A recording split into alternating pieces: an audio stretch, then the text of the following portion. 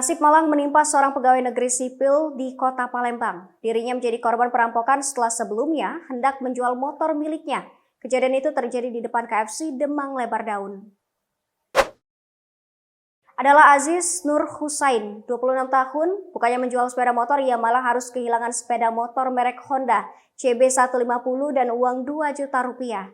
Usai dirampok, 3 orang yang tak dikenal dirinya pun telah membuat laporan ke SPKT Polrestabes Palembang dengan harapan pelaku segera tertangkap.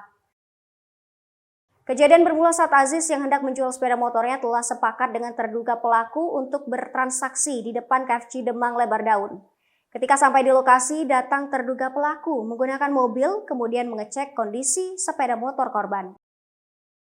Tak lama kemudian datang 2 orang lainnya yang menarik korban dan memaksanya masuk ke dalam mobil. Di dalam mobil, korban ditodongkan sebuah benda yang menyerupai pistol.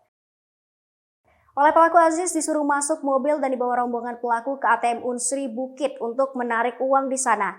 ATM Aziz diminta keluarkan uang 1,7 juta miliknya.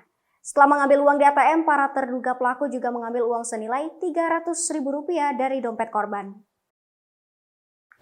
Ketiga pelaku dilaporkan atas kasus 365 KUHP dan segera ditindaklanjuti dalam upaya penyelidikan polisi. Kasih Humas Polrestabes Palembang, Kompol Abu Dhani membenarkan adanya laporan yang masuk.